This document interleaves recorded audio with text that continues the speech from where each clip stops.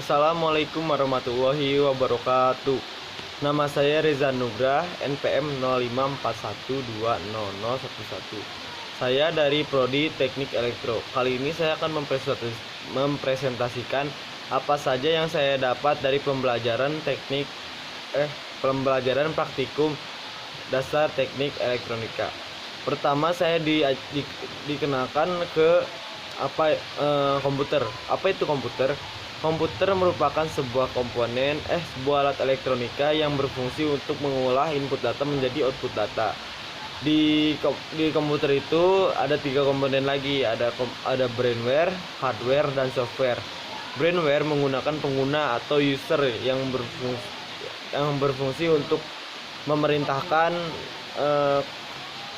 perintah ke komputer. Kemudian ada hardware merupakan perangkat keras yang berfungsi untuk sebagai komponen penting agar berjalannya komputer. Kemudian ada software merupakan sebuah perangkat lunak yang berfungsi untuk menghubungkan pengguna dan hardware melalui software.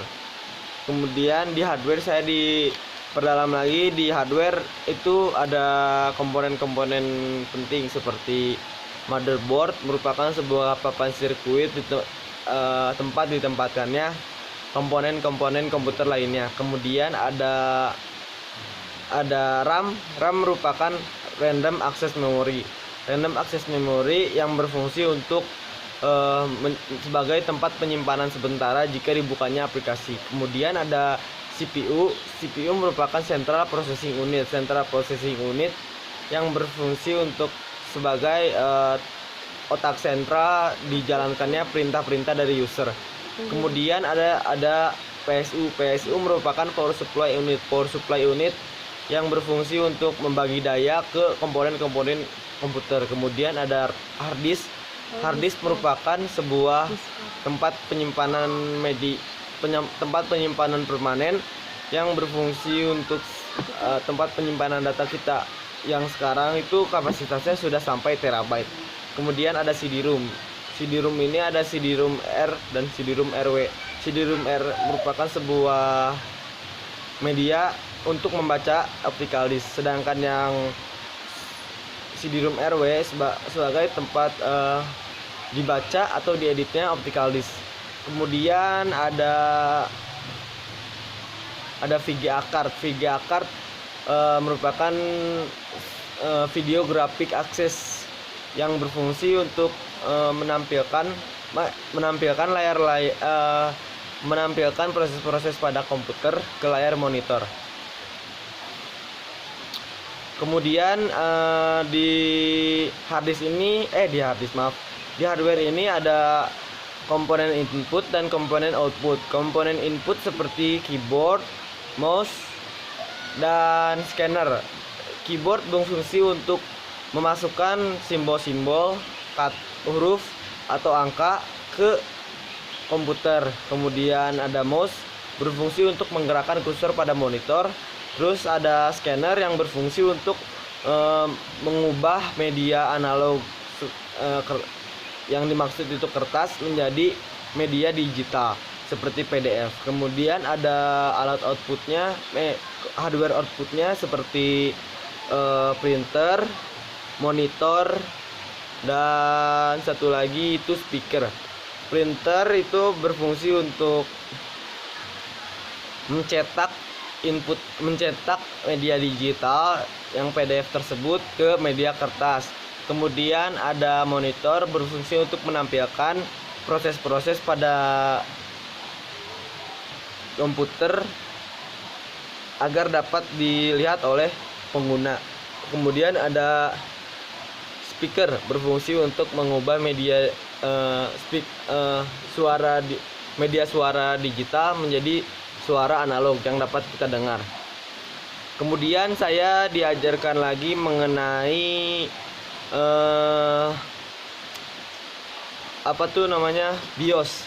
BIOS merupakan kependekan dari Basic Input Output System yang berfungsi sebagai media pengecekan hardware komputer yang terpasang pada komputer, dan BIOS juga berfungsi untuk memuat dan menjalankan operating system. Apa itu operating system? Operating system merupakan sebuah sistem operasi yang dapat menghubungkan pengguna ke komputer dengan mudah. Di OS itu ada operating system Windows dan Linux. Di Windows itu ada seri-serinya seperti Windows 7, Windows 8, Windows 10 dan sebagainya. Kemudian di Linux itu yang saya ketahui ada Debian 6 dan Debian 7, 8 dan sebagainya. Kemudian langkah-langkah instalasi. Pertama, saya akan memasukkan optical disk. Yang saya gunakan kali ini, saya menggunakan optical disk yang di dalamnya terdapat instalan Windows 7 32 bit. Kemudian saya nyalakan komputer, saya tunggu, kemudian saya menekan F12 untuk masuk ke menu BIOS. Di menu BIOS saya masuk ke menu boot. Boot priority-nya saya ubah menjadi optical disk karena saya menggunakan optical disk sebagai media instalan. Kemudian saya exit, kemudian save. Kemudian saya tunggu hingga muncul pilihan bahasa yang ingin saya gunakan. Pilihan bahasa yang saya gunakan kali ini saya menggunakan bahasa Inggris karena bahasa Indonesianya belum ada. Kemudian next, saya masuk ke seperti syarat dan persetujuan jika saya ingin menginstal Windows 7. Saya konfirmasi persetujuannya, kemudian saya langsung masuk ke partisi hard disk. Saya menggunakan hard disk kosong sehingga saya harus membagi partisi tersebut. Saya menggunakan 3 partisi. Yang pertama itu partisi sistem, kemudian kedua itu partisi data, kemudian partisi ketiga itu untuk aplikasi-aplikasi yang membantu saya dalam menggunakan komputer. Kemudian saya pilih yang untuk sistem, hard disk partisi sistem, kemudian saya next. Kemudian saya tunggu hingga proses instalasi selesai. Jika proses instalasi sudah selesai, saya langsung mengisikan data-data saya, nama, kemudian di next saya masuk ke menu password. Di menu password itu saya isi sesuai keinginan saya. Kemudian di next lagi ada kayak lisensi Windows yang menggunakan kayak kode gitu. Saya tidak memilikinya, maka saya next.